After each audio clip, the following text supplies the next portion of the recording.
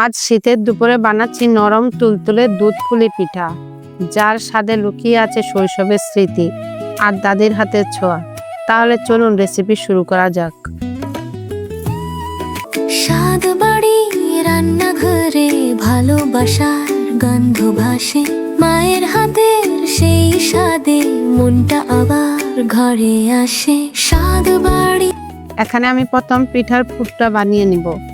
এখানে পুর বানানোর জন্য নারিকেল নিয়েছি, এর সাথে গুড় দিয়ে দিলাম আর দিয়েছি দুটি এলাচের মাঝখানে একটু চিড়ে দিয়ে দিয়েছি ফ্লেভারের জন্য।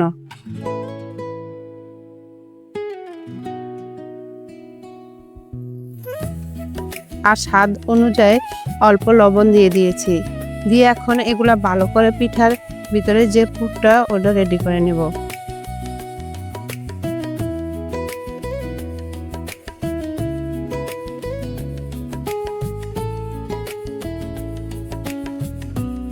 পুরটা রেডি হয়ে গেছে। আর অন্যদিকে আমি পানি বসিয়ে রেখেছিলাম। এখানে আমি লবণ দিয়ে দিলাম আর দিয়ে দিব চালের গুঁড়া। দিয়ে এখন একটি কাই বানিয়ে নিব পিঠা বানানোর জন্য। পানিগুলা যখন বলক আসছে তখন আমি চালের গুঁড়া দিয়ে দিয়েছি। আর এখন একটি ঢাকনি দিয়ে ডেকে দেব। ডেকে এটা ভালো করে সিদ্ধ করে নিয়েছি। একদম নরম তুলতুলে একটি কাই বানিয়ে নিয়েছি। নিয়ে এখন এগুলা রুটির শেপ দিয়ে নিয়েছি। রুটির শেপ দিয়েছি আর এখন এগুলোকে ছোট ছোট করে কেটে নিয়েছি।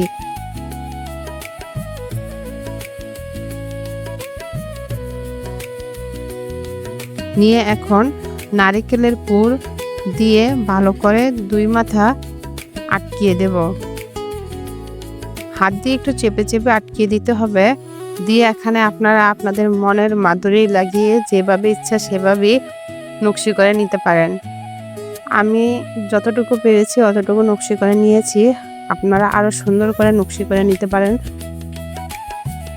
কিন্তু আমি আরেকটি পিঠা বানিয়ে দেখাচ্ছি কিভাবে। নারকেলের পুরটা ভিতরে দিয়ে দুই মাথা আটকিয়ে দিলাম।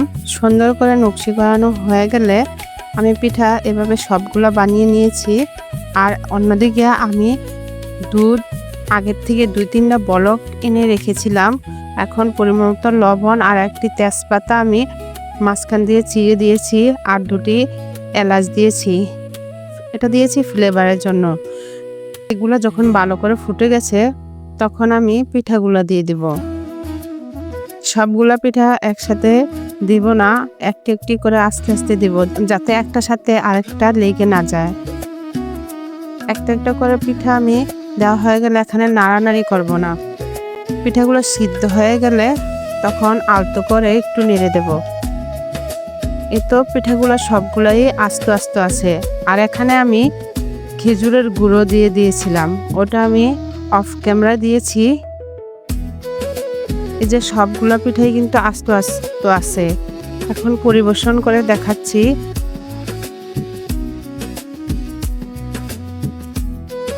পিঠাগুলো একটা পিঠাও কিন্তু ভাঙ্গেনি। এই যে সুন্দর একটা কালারও চলে আসছে আর তুলতুলে একদম নরম, মুখে দিলেই গলিয়ে যায়। স্বাদ বাড়ির রান্নাঘরে ভালোবাসার গন্ধ ভাসে, মায়ের হাতের সেই স্বাদে মনটা আবার ঘরে আসে। স্বাদ বাড়ি স্বাদে ছোট্ট ঠিকানা, ঘরের কোণে ভালোবাসা রান্নায় লেখা একখানা। নুন ঝাল কেটে একটা দেখিয়ে দিচ্ছি ভিতরের পুরটা কিরকম হয়েছে। স্বাদ বাড়ির এক চামচে ভরে যায় পুরো প্রাণ।